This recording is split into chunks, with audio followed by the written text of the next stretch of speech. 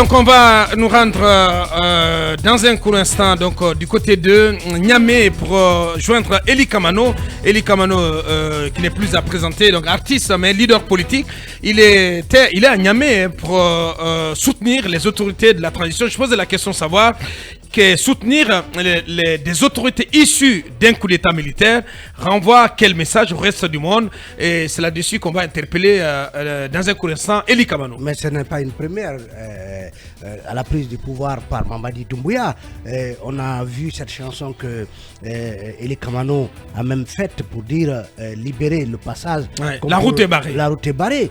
Donc ce n'est pas la première fois pour Eli Kamano de soutenir des putschistes, sauf que ceux qui le soutiennent là du côté du Niger, c'est des gens qui ont renversé un président démocratiquement élu qui à peine finissait les 2 ans de sa mandature. Les 2 premières années de sa mandature. Voilà, un artiste vraiment qui soutient un tel pouvoir, parce que Aboubakar, la souveraineté populaire ne vaut que par les élections. Ce sont les élections qui permettent de savoir qui est populaire et qui est légitime et qui ne l'est pas. Et aujourd'hui, ce concert et tout ce branle-bas de manifestations de soutien, de mouvements de soutien du côté de Niamey, c'est la preuve qu'il y a panique à bord. On a suivi les déclarations du porte-parole du CNSP annonçant qu'un État étranger ferait ci, ferait ça. Et ils savent que justement la CEDEAO est en train de fourbir ses armes pour, quand cela sera possible, une intervention dont militaire. On ne connaît pas justement les tenants et les aboutissants en termes d'opérationnalisation de cette intervention. Toujours est-il que ce ne sont pas des voix aussi autorisées ou plus audibles. En termes d'artistes, se sont déjà exprimés. On a écouté, comment dirais-je, Alpha Blondy. On a écouté également, Acha Kone et d'autres encore. Mais je sens une sorte de business autour de la crise au Niger. Une sorte de business autour de la crise au Niger. Et tous ces panafricanistes, justement, comment dirais-je, en mal d'activité, en mal de champ d'expression. Voilà, nous s'en vont du côté du Niger. Est-ce que c'est son cas? C'est ce qu'on va donc lui demander maintenant même. Il est en notre compagnie, Eli Kamano, général Eli Kamano, artiste engagé, leader politique depuis Niamey, ce film Guinée. Bonjour mon général. Oui, bonjour. Bienvenue sur nos antennes, on est obligé de le joindre sur WhatsApp. Talibé parlait tantôt en parlant du coup d'État qui est survenu à Niamey, au Niger. Parlait d'opportunités pour des panafricanistes en mal d'activité. Il parle même de business. Je posais la question, est-ce que c'est votre cas? Qu'est-ce qui vous a amené à Niamey et pourquoi soutenir des autorités issues d'un coup d'État militaire, un coup d'État militaire qui est venu interrompre un mandat présidentiel qui n'en était qu'à 2 ans d'exécution? D'abord, j'aimerais rappeler à Talibé que moi, je ne suis pas là de mon simple gré. Si je suis là, c'est parce que j'ai été invité, c'est parce que je viens répondre à un appel. Et cet appel a été émis par le plus grand mouvement de la société civile qu'on appelle ici le M62, avec justement l'appui et l'accord des autorités en place. Donc, je ne me suis pas levé comme ça, comme un panafricain qui a faim, comme il le pense, pour chercher des marchés un peu partout où il y a des crises en Afrique, pour aller pointer mon nez. Sinon, il y a eu des crises dans d'autres pays, comme le Mali et le Burkina. Je ne suis jamais allé là-bas pour soutenir les jeunes à la tête de ces pays. Ça, c'est un. Deuxièmement, lorsque vous me posez la question à savoir pourquoi ce soutien, je me dis que ça a une importance capitale, dans la mesure où les Occidentaux et leurs médias mensonges adoptent des stratégies de communication qui visent à caricaturer et à diaboliser les jeunes au Niger, au Mali, au Burkina. En fait, chacun a sa lecture de la situation aujourd'hui. Ce n'est pas parce qu'on est des panafricanistes ou des panafricains qu'on va aller dans le sens de ceux qui ne partagent pas notre avis forcément.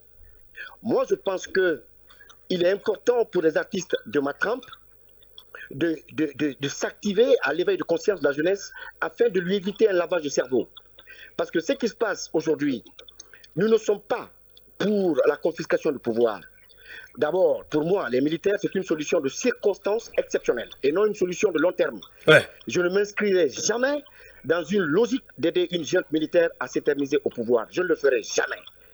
Mais, lorsque dans ma musique, La route est barrée, je parle d'intentions criminelles qui animent certains présidents, ça veut tout simplement dire qu'il y a des présidents, quoique civils, quoique élus par les urnes, qui n'affichent pas la volonté politique de sécuriser leur territoire. C'est le cas du Niger, c'est le cas du Mali. Donc, quand la population, majoritairement dans sa majorité, adhère à une cause, mon frère, que voulez-vous que nous fassions? C'est de passer des messages, c'est d'être auprès de cette population et de dire... Mais qu'est-ce que vous faites de la démocratie, Eli? Vous dites? Qu'est-ce que vous faites de la démocratie? Oui, mais écoutez, la démocratie, je l'ai chanté, c'est une des meilleures denrées qu'un politique, quand il arrive au pouvoir, doit offrir à sa population, c'est vrai. Mais l'autre denrée aussi qu'on doit offrir à sa population, c'est la sécurisation de son territoire. Il ne faut pas l'oublier. Parce que nous avons tous vu sur les antennes des médias étrangers, M. Bazoum, qui était encore chef d'État ici, démocratiquement élu, qui tenait des propos où il disqualifiait son armée. Donc ça, en tant que commandant en chef des forces armées du Niger, ça c'est une façon de jeter en pâture son armée. Donc pour moi, cette action ne veut pas dire que je soutiens les juntes. Attention, encore une fois, c'est une façon de dire que la population a compris et elle adhère à cette lutte ou à cette démarche de la junte pour un temps bien élaboré. C'est tout. Bien. Eli, vous parlez de la sécurité. Il n'y a pas meilleure sécurité aujourd'hui au Burkina qu'hier, au Mali qu'hier, au Niger qu'hier. D'ailleurs, au Niger, c'est le patron de la garde présidentielle et les militaires qui ont renversé un président démocratiquement élu qui n'a même pas 2 ans. Vous parlez de sécurité. Un. Deuxièmement, le Niger a plus de 25 millions d'habitants. Aujourd'hui, c'est un stade de 30 000 personnes que vous appelez peuple. Alors, et les autres qui sont Bazoum, aujourd'hui, on les empêche de sortir. Qu'est-ce que vous dites de tout cela? Bien. Mais Lincoln, je reconnais déjà ta voix, mais j'aimerais te dire que tu ne vis pas les réalités du Niger. Tu es très loin de Niamey et tu es très loin du Niger. Aujourd'hui, je vais à Maradi, je vais aller à Zender. Ce qui se passe ici se passe de commentaires. Ce n'est pas une question de 30 000 personnes qui sortent dans la rue. Non, ce n'est pas ça, mon frère. Je touche du doigt les réalités. Et parlant du Burkina Faso, le terrorisme a commencé à frapper le Burkina après 2014. C'est-à-dire que j'accuse Blaise Compaoré comme étant le principal acteur qui voulait se faire désirer par les Burkinabés parce que il était, à un moment donné, il était le médiateur entre les terroristes au nord du Mali et certaines autorités ouest-africaine, vous le savez, mais depuis que Blaise Compaoré a été désavoué et a été chassé du pouvoir, le Burkina n'a plus connu la paix. Il y a eu des frappes et des attaques des terroristes, et cela, vous ne pouvez pas dire le contraire. Parlant du Mali, le Mali, c'est un pays qui fait 2 fois la France et plus de 5 fois la Guinée. Assimi Goïta se retrouve à la tête d'un pays qui fait 1 million et quelques kilomètres carrés, un pays balkanisé, où l'armée française avait le contrôle même de l'espace aérien du Mali. Et cette histoire du nord du Mali a commencé depuis 1976. Donc ce n'est pas aujourd'hui que le monsieur, il hérite d'une situation pour ternir son image, pour prouver à la communauté internationale et nationale qu'il est incapable. Il faut, avec bien sûr la participation de la France, poser des actes qui vont amener la communauté nationale et internationale à dire qu'ils sont incapables. Vous vous souvenez? L'argument du coup d'État était l'insécurité aujourd'hui. Ouais. Et ces gens qui sont à la porte de Bamako. Bien sûr. Alors, il a chassé tout le monde. Parce que lui, il peut. Mais pendant ce temps, il ne peut pas. Et c'est ça la réalité. Et c'est ça la réalité. La réalité, elle est crue du côté du Mali et du Burkina Faso, 2 pays qui sont au bord aujourd'hui en tout cas du précipice. Cette histoire, c'est comme ça que vous la comprenez. Mais cette histoire, il a hérité de cette histoire, il a hérité de cette situation. Mais les morts, les attaques au Mali ont commencé quand? Avant même Ibeka, avant même autant de Ne déplacez pas le débat. Il est venu corriger ça. Pour lui, il y avait l'insécurité. Il a pris le pouvoir. Et aujourd'hui, ça s'exacerbe. C'est ça la réalité. Voilà, il était capable pour lui. Mais aujourd'hui, il ne l'est pas. Ouais. Est-ce que c'est pas une tromperie? Finalement, ça amène tout le monde à se demander, mais que faut-il attendre de la nouvelle junte militaire au Niger? Est-ce que tout ça ne ressemble pas à une pure arnaque? Est-ce que vous vous souvenez, je veux dire, s'il vous plaît, du divorce entre la France et la Guinée en 1958, lorsque le président Sékou Touré avait tenu ce discours osé devant le général de Gaulle? Et j'espère que vous vous souvenez aussi de ce qui avait été la réplique de la France avant de quitter la Guinée. Partout où vous mettez ces gens dehors, ils le prennent comme une déclaration de guerre et ils passent par tous les moyens, c'est-à-dire les moyens médiatiques, les moyens militaires, les moyens d'infiltration, de propagande, pour ternir votre image.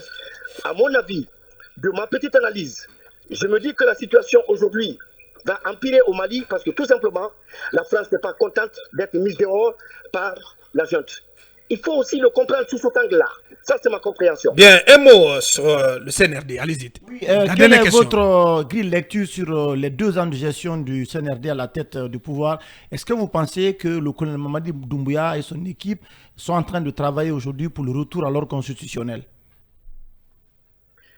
Merci beaucoup. Déjà, ce que je vais dire par rapport à la transition, je pense qu'elle vacille. Ça, c'est mon avis. Hein? Déjà, elle courbe les signes devant une CEDEAO qu'on a tous dénoncée, principalement moi. Tout à l'heure, quelqu'un l'a rappelé là-bas dans votre studio, avec ce titre que j'ai chanté il y a plus d'1 an, en soutien au CNRD qui est considéré aujourd'hui comme un hymne au Niger. Je veux parler de la chanson La route est barrée. Mais on ne peut pas tenir un discours souverainiste devant la CEDEAO et lui demander, à mon avis, d'être notre garant auprès des bailleurs de fonds pour nous sortir du trou. Pour moi, la Guinée a toutes les ressources nécessaires pour l'organisation de ces élections. Elle doit tout simplement mettre de l'ordre dans ses affaires. Sur d'autres plans, nous avons un porte-parole qui s'active beaucoup plus sur l'UFDG que sur le respect des 10 points qu'il a déroulés devant le peuple. Parce que moi, personnellement, j'avais défendu ce calendrier bec et ongle dans une de vos émissions. Ouais. Si vous vous rappelez, ça m'a valu ce que ça m'a valu, mais j'ai assumé. Mais je constate que le cas des 600 millions de dollars qu'on a demandé aux bailleurs par la bénédiction ou avec la bénédiction de la CEDEAO pour la tenue des élections est beaucoup plus d'actualité aujourd'hui que les engagements qu'on prenait devant vous. Je dis qu'on parce que je fais partie de ceux-là qui ont défendu et relayé au plan national et international ce calendrier sur les 10 points. Donc je ne m'exclus pas. Ouais. Et ma peur se situe au niveau du déficit de communication entre les membres d'un même navire. Parce que si vous nous dites que vous pouvez chronologiquement respecter le calendrier que vous avez élaboré dans le temps que vous-même vous avez choisi, nous, on défend cette position. Mais lorsque vous sortez avec d'autres déclarations qui remettent en cause celles que nous défendions, moi, je m'arrête tout de suite et je pose des questions. Ouais. Eli, on a vu... Mamadi, CNRD au colonel Mamadi Doumbouya? Mamadi Doumbouya, vous dites quoi? Vous retirez votre soutien au CNRD et au colonel Mamadi Doumbouya? Attention, attention. Laissez-moi aller au bout de ma réflexion. Parce que dans une transition, il y a 2 choses qu'il ne faut pas oublier. Parce que tant que le Guinéen n'aura pas compris qu'on ne peut rien construire seul et qu'il ne faut pas prendre les critiques de ses adversaires ou même de ses amis comme des idées à expérimenter et non comme des offenses, on n'avancera pas. Mais vous allez voir, comme vous avez commencé tout à l'heure, certains ils ont dit au président, oh, Eli n'est plus avec vous, c'est fini. Alors, moi je vais vous dire, le président Doumbouya est une chance pour la Guinée. Mais je demande à ceux qui sont auprès de lui, à ceux qui l'entourent, d'utiliser la marque Doumbouya à bon escient. J'assume ce que je dis et j'assume mon amitié avec lui. Mais je refuse de fermer mon bec devant les bavures commises par certains qui pourraient lui le rattraper demain. Je ne le retire pas mon soutien. Je suis encore dans le bateau. Qu'on demande, parce qu'on a vu un poste que vous avez fait, où vous dénoncez justement tout son entourage, en tout cas des membres de son entourage qui demandent des commissions à hauteur de plusieurs centaines de millions de dollars pour avoir accès à Mamadi Doumbouya. Je la maintiens. Je la répète et je la maintiens. La Monsieur Guinée est Kamano, un pays... vous avez quelle preuve, monsieur Kamano? Parce que ce que vous dites, c'est extrêmement grave. Laissez-moi terminer. Je n'ai pas cité le nom d'un commis de l'État. J'ai dit que les gens étaient venus me voir, étaient passés me voir. Les gens qui ont appris ou qui auraient appris que j'ai de bonnes relations avec le président. Alors, ils venaient voir dans quelle mesure je pouvais les aider à avoir un rendez-vous parce qu'ils ont été abusés et on leur a demandé de payer une somme de 1 à 2 millions de dollars pour que leur dossier soit introduit chez le président, traité et validé. Je n'ai aucun intérêt à inventer des choses sur un système que j'ai défendu et que je continue à défendre au plan national et international. J'ai dit au président, dès les premières heures de cette transition, de faire comme Jerry Rawlings et qu'au lieu de tirer sur les populations, qu'il fallait tirer sur les voleurs de la République. Mais ce qui se passe, comme je le dis, je ne peux pas me taire là-dessus, c'est tout. Très bien. Allez, merci bien. Merci à Eli Kamano. Là, on est déjà largement au-delà du temps imparti. Il nous reste plus qu'à vous dire un grand merci. Voilà. Excusez-moi. On vous recevra ici en plateau dès votre retour pour aller plus loin dans ce débat. Grand merci à vous, Eli Kamano, que nous avions en direct depuis Niamey. Une pause, on revient pour recevoir notre invité ici en plateau, M. Souleymane Douno Keïta.